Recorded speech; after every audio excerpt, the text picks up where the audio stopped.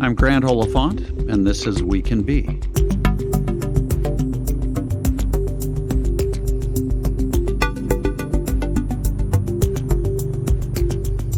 There are a select few humans in the world today who can rightfully say that they have been instrumental in the creation of something that has produced 20 billion social media impressions and raised nearly $2.5 billion to help others in a single year.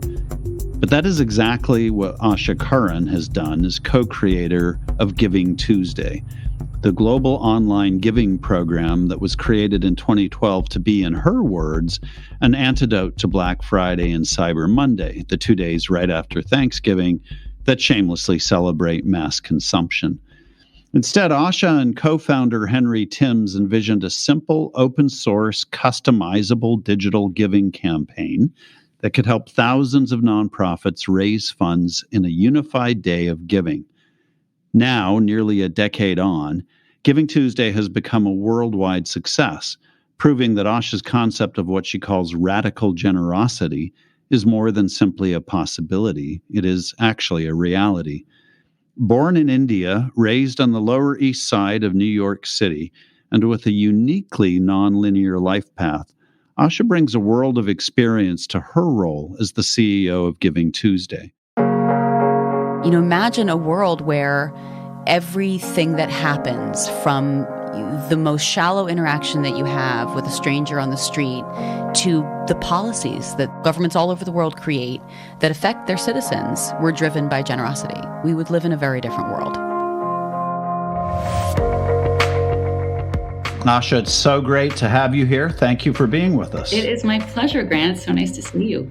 You and I have known each other for a while because I got to know you, I had the great privilege of getting to know you as a juror for the Heinz Awards. And I also got to see you during that time step in full-time into the role that you now play as the head of the independent, CEO, I should say, of the independent GivingTuesday, which has become a wildly successful global generosity movement. And indeed, with record-breaking donation amounts in 2020. Before we dive into all of that, can you give me a little bit of background about how the concept of GivingTuesday originally materialized and a primer on how it works? So GivingTuesday was created by Henry Timms, who you also know, who at that time worked with me at the 92nd Street Y, which is a big cultural institution on the Upper East Side of Manhattan, where I actually worked for 15 years. And one day Henry came into the office and he said, I had this great idea, Black Friday, Cyber Monday, GivingTuesday. That's what he said. I think the clarity of the idea was its brilliance, right? Mm-hmm. There's just nothing about that idea that we don't immediately recognize, right? We understand the concept of a day to do something, to come together around a moment, to come together to celebrate something.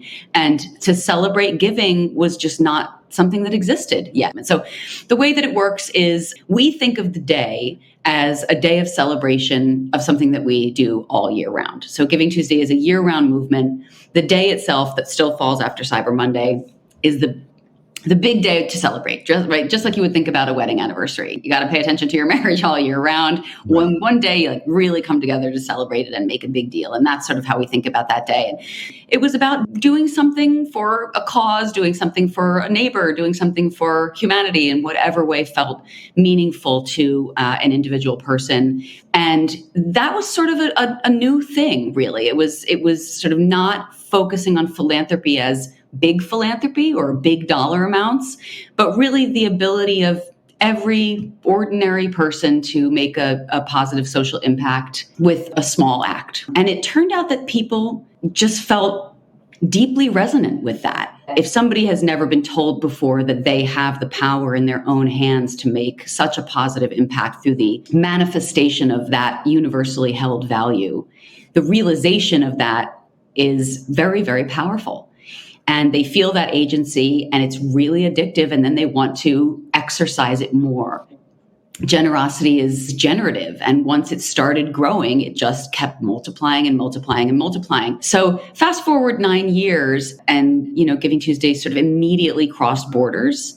And it immediately became about something more than just making a donation, although not about making a donation, right? That is one way to express generosity, but it's not nearly the only way. Yeah. And I think it's a particularly Western way to look at generosity, right? To reduce it to its most transactional form. Right. I'm thinking about Henry Timms walking into your office and saying, I've got this idea. Let's go do this thing. You go do this thing, and you're off and running.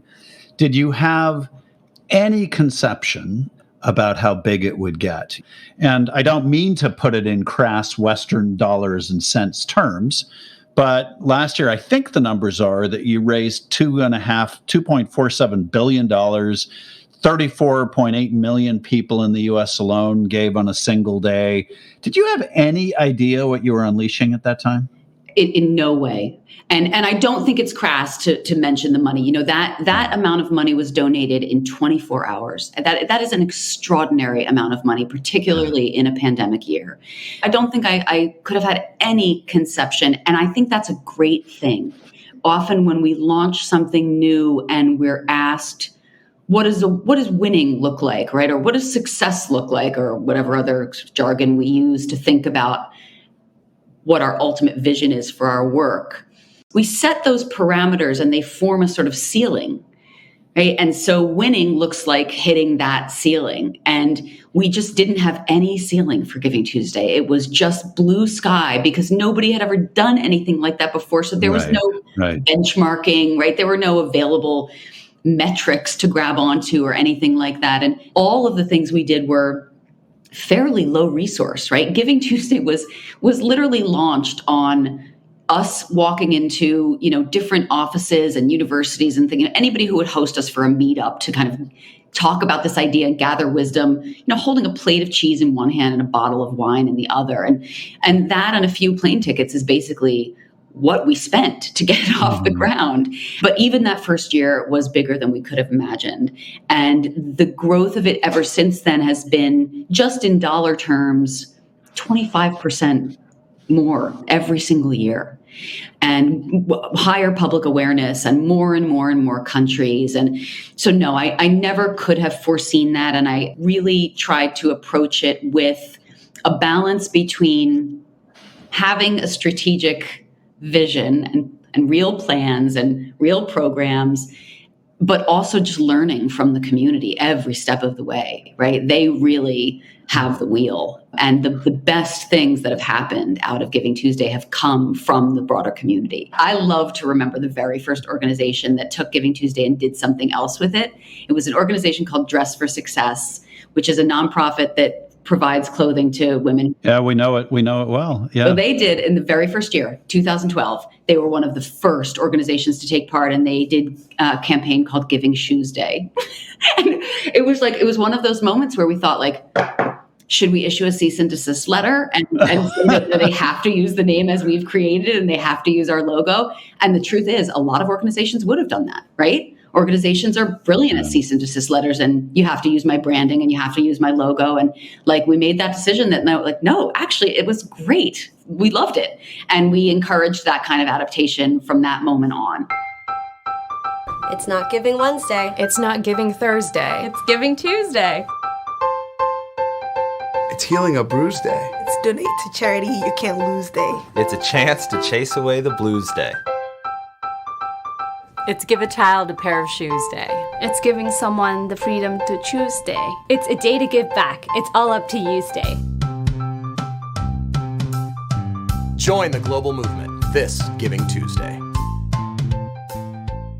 You're, I think, uniquely set up not to be an organization that dominates and controls the thing you call Giving Tuesday. I think the whole concept from the beginning was, how do we give it away and share it and let it become its own thing? So you're in more than 70 countries, but it's not the same in 70 countries, is it? How does one launch a movement and get out of the way and yet still somehow remain in charge? It has also been an evolution. So in the early years, when we would talk about the future of Giving Tuesday, what we actually imagined back then was that we would give it entirely away, right? That eventually it would become like Cyber Monday. and put as many tools and resources into the world as we could. But then we just assumed that it would just sort of float into the world and we would let it go and we would move on and work on other things. But I think what happened over the course of those years and the years that came immediately afterward was that one realization I had was that there is a middle ground between a totally decentralized enterprise, movement, whatever, and a command and control top-down institution. Hi, I'm Henry Timms, and I'm the co-author of New Power. As we look across the world right now, it's all feeling very chaotic. It's all feeling very disconnected. We have the unexpected rise of people like Barack Obama or Donald Trump. We have these amazing platforms that have risen up in our lives, like Uber or Facebook. We have these social movements which have sprung out of nowhere, like Me Too or Never Again. And what all of these things have in common is what this book is all about, which is new power. New power is this idea of the ability to harness the energy of the connected crowd. That what was really shifting wasn't just technology, what was really shifting was how power is flowing and what that means for us all. We wrote this book as a manual. We wanted people everywhere to understand the tools of this new world. How do you spread ideas? How do you raise money? How do you think about leadership? This is what the book's all about. Many of the organizations and leaders who are getting new power right aren't those on the side of the angels. We're seeing this rise of platforms that shift things away from us. We're seeing the rise of strongmen leaders around the world. So part of our book is to encourage a debate and encourage that all of us start thinking about new power. And we make sure that at the end of the day, this rise of new power truly makes a lot more people more powerful.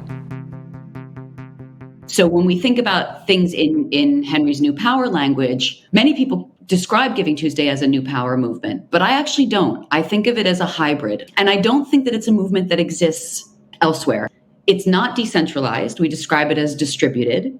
It does have core guiding principles of co-ownership and open adaptation, which is what you're talking about. So GivingTuesday in Tanzania and GivingTuesday in Brazil and GivingTuesday in Little Rock and GivingTuesday in Alaska, right? Look like GivingTuesday in those places. And the local leaders who run those movements know what generosity should look like in those communities, right? We would never presume to tell them that.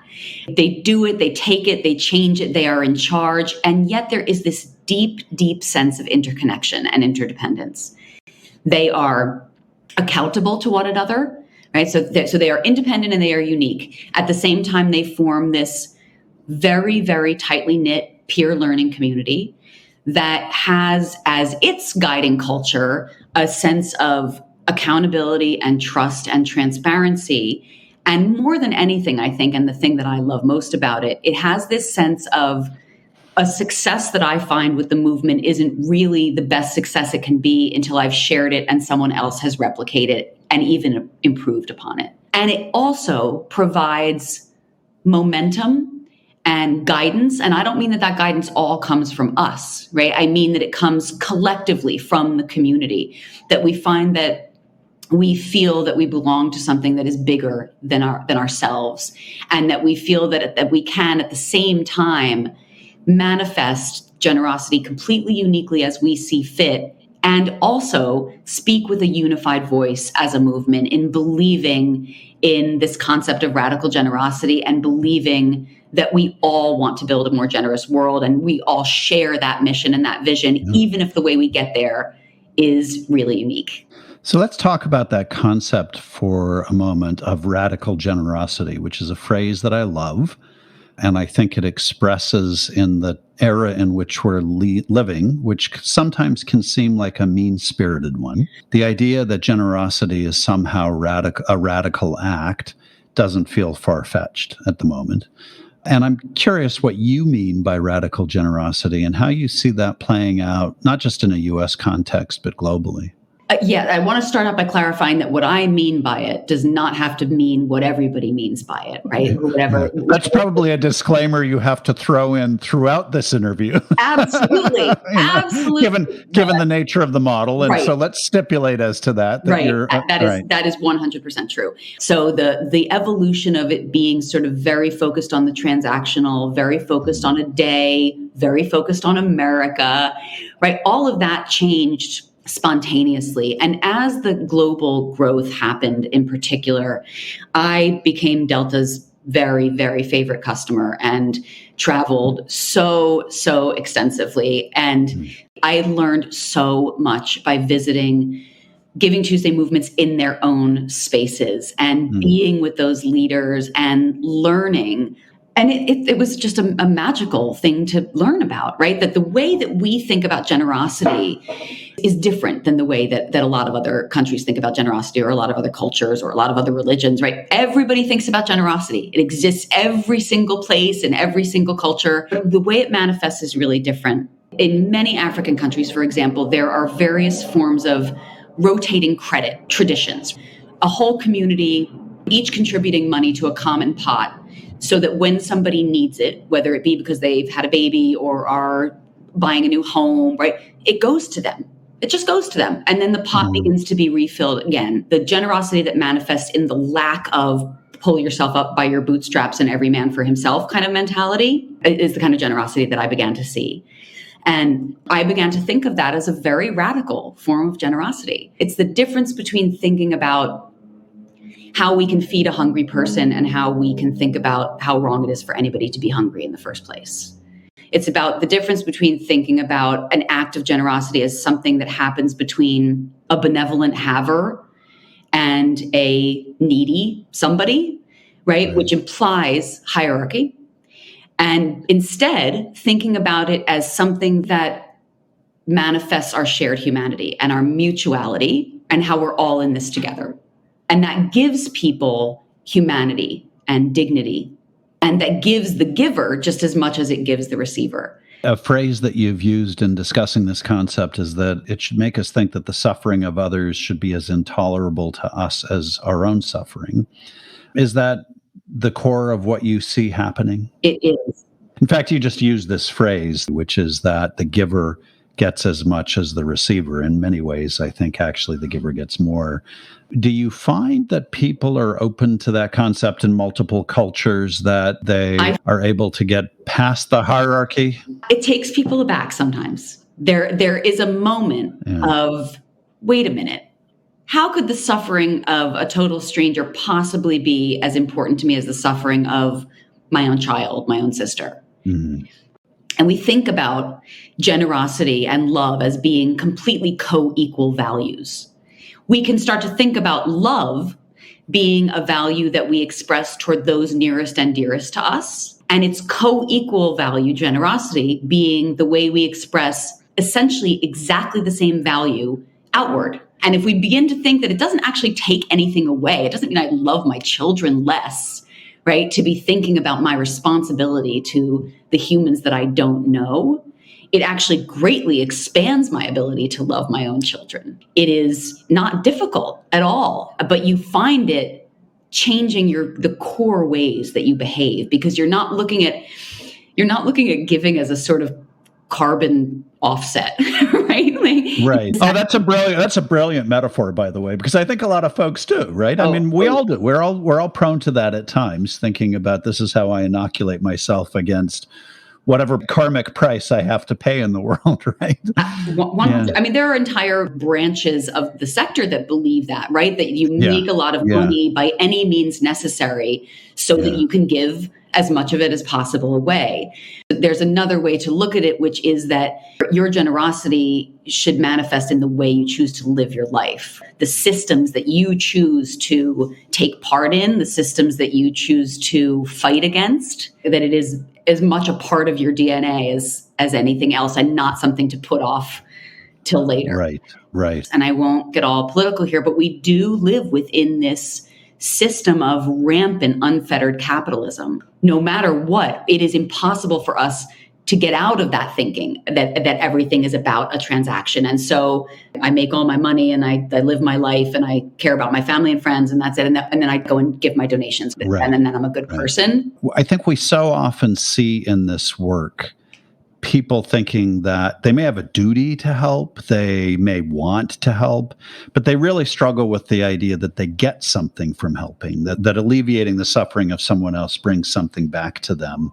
And your model actually, I think, perfectly expresses why that is the case. So Since you touched on politics, though, let's go there for a moment. And there is a notion that philanthropy and generosity are wonderful, but they're really just a way for the rich to alleviate their guilt, or to, even worse, to cover up for an agenda that is self-serving. So it is like buying the carbon credits. By the way, I think personally, it's a horribly generalized critique of the sector, and I think it misses a lot. And I'm curious to know what your reaction, leading the world's biggest global generosity movement, is to that thinking. The first thing I always feel is that I'm glad that I can keep an eye on that conversation from the vantage point of working on a movement that is about non-billionaire givers, right? Right. Our Giving Tuesday is about, everyday givers giving in all sorts of different ways. And it is, I am not, wrestling every day with our place in the conversation about billionaire giving. Right. I agree with you that it is very overgeneralized. I think where I start with this is we are all living in a broken system, billionaires and non-billionaires alike. I'm not saying it's tough for billionaires to live within that system at all. It has absolutely disproportionately favored them off the backs of everybody else. But the system itself and the tax policy and so forth has to change. Look at Mackenzie Scott as an example. Mackenzie Scott gives away another $2.7 billion to charity. Another? Mackenzie Scott is one of the richest women in the world. Today, she announced, in fact, that she's donating more than $2.7 billion to charitable organizations this year. Mackenzie Scott, of course, used to be Mackenzie Scott Bezos. She was married to Jeff Bezos, who's the founder of Amazon. When they divorced a couple of years ago, that meant she was worth about $36 billion. But now, owning 4% of Amazon stock means that she's worth not $36 billion, but more like $60 billion. And that's even with giving away $8 billion in a year, right? Giving away $8 billion as fast as she can. Amazon is worth so much as a company. Giving away billions of dollars a year doesn't affect the fact that her net worth still just keeps going up. She can't give away those billions fast enough, right? And she's giving them away faster than anybody else. And she's still making money faster than she can even hand that money out to organizations and movements. It reminds me of, I don't know if you know Harry Potter world, Grant, but the scene. I do. There's a scene in the final movie where they're at Gringotts, and there's a chamber where there's a spell where when the goblets hit each other, they multiply. And they multiply so fast, they're burying the children inside them. Right.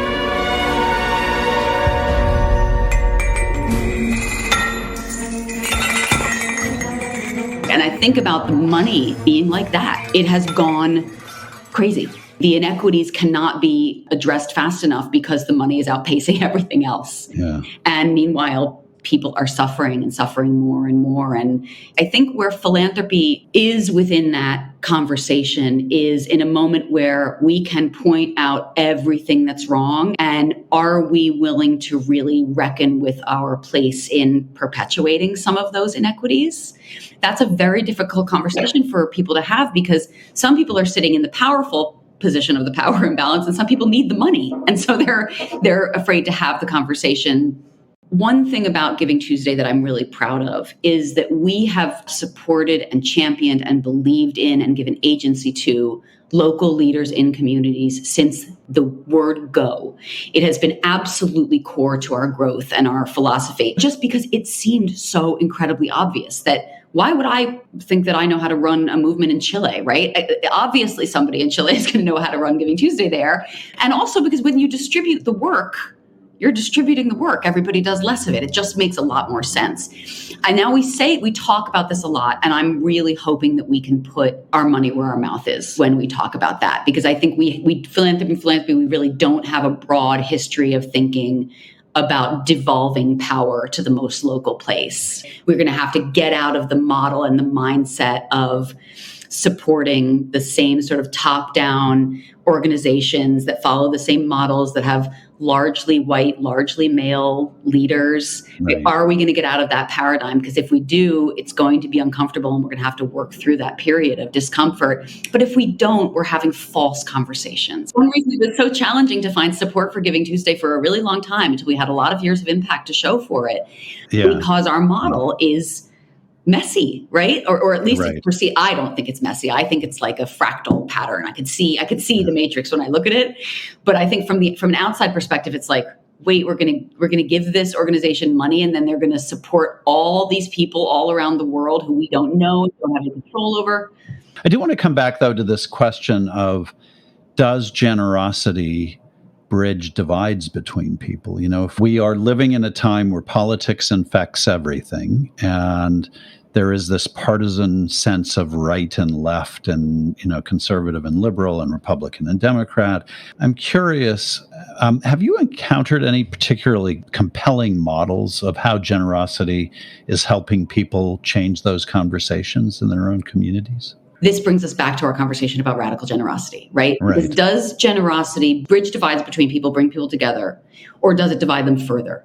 And I think it depends how you approach it, right? If you're approaching it with your carbon offset mentality, then no, it doesn't bridge. It doesn't bring people together. It excuses bad behavior. It can be, sad to say, a form of othering, right? Yeah. I donated to a homeless shelter, and now I don't have to think about those homeless people because the truth is I never wanted to think about them in the first place, right? It makes me too uncomfortable. It's the old system of buying indulgences is what that is. Yeah. I think there's modern forms of that everywhere we look, right? And I get it. I mean, it's not that I don't get that psychology. I do. I mean, I think I had my own journey in learning about all of this. It made me look at many things that I did that were not truly generous behaviors. And I still do every single day of my life, I'm sure.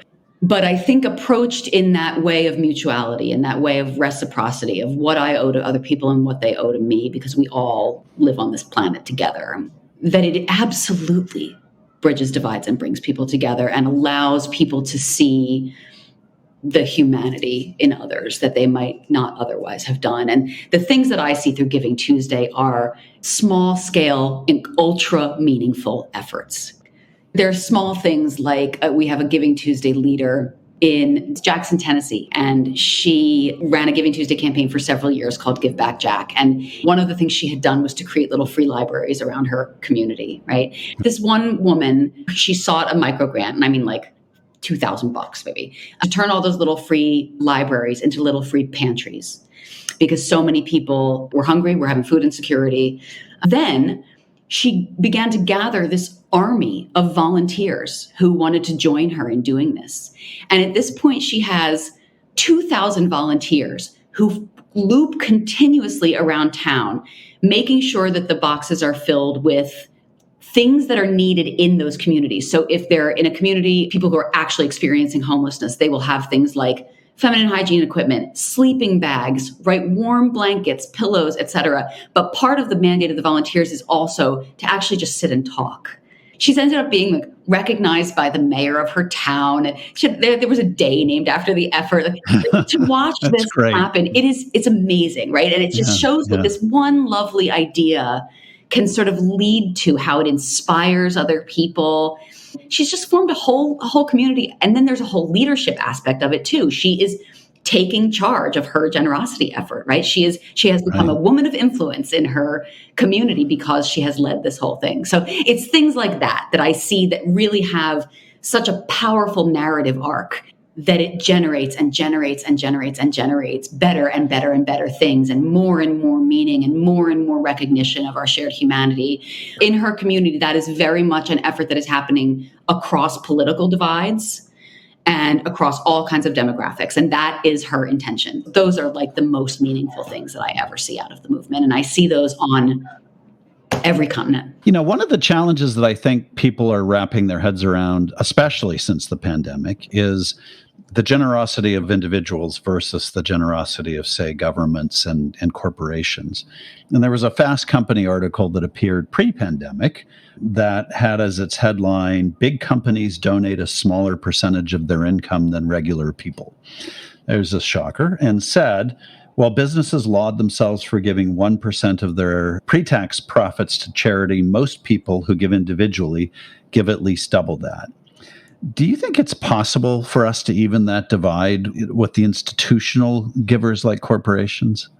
No, I don't. And I hate to sound so cynical about this. I really do. But I don't think that as long as quarterly balance sheets are the main drivers of the behaviors of corporations, that there is really any incentive for them to engage in meaningful, world-changing philanthropy. I personally, I won't get on a soapbox about this, Grant. And this is your opportunity. Well, Go this for is it. not. This is only me. I just want to clarify. This is not in any way a Giving Tuesday position. Lots of corporations do wonderful things with Giving Tuesday, employee-focused things, outward-focused things, et cetera. This is just a personal opinion. I would rather see corporations pay their workers a living wage. I would rather see them, really focus on the lives of the people that they employ, rather than using philanthropy as, this is not true across the board, but largely a PR tool.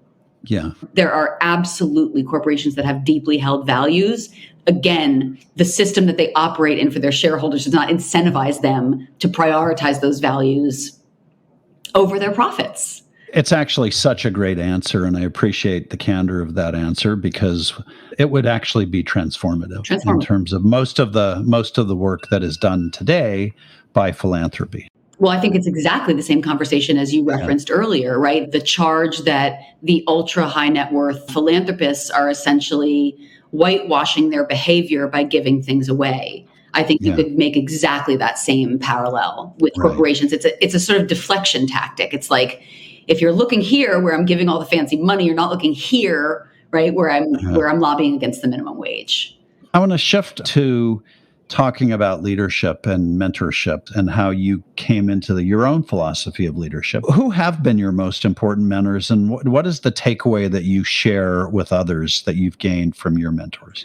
Henry has been my most important mentor. He took time out of his own work to make sure I got better. He was able to be what I perceived as very, very mean to me sometimes, but was really just very honestly characterizing where I could do better. And the truth is, look, I mean, we all know that kind of feedback is the very hardest to receive and the very most valuable that you will ever get. And I really, really focused on changing those things where I perceived them to be true.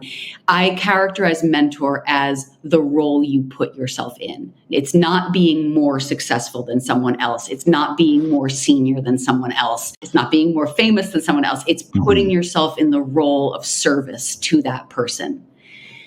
I mean, so I started a program at the Y called Women in Power, and I served as a mentor and still do in that program. I have found the people I've mentored to be far more achieved than I. I'm humbled by it. I think and then I remind myself, I am the mentor in this equation because I'm putting myself in that seat. I'm putting myself in the role of being of service to them for this year. And it's also largely kismet, right? I read a lot of particularly people giving advice to women to find mentors. You can't always just find one. You can't always just be assigned one, right? It's a relationship like any other relationship. And when it really hits, it's incredible. What are some of the lessons that you're learning from your networks about leadership now in the context of this distributed model that you're using? What are you seeing that really give you new insights into leadership? And what's the best advice you're giving currently to young leaders? In the beginning, as leaders took the movement and made it their own in different communities, different causes, different countries, we loved them and we supported them and all of that. And we built a community out of them, but we largely looked at them as representatives of their movements, right?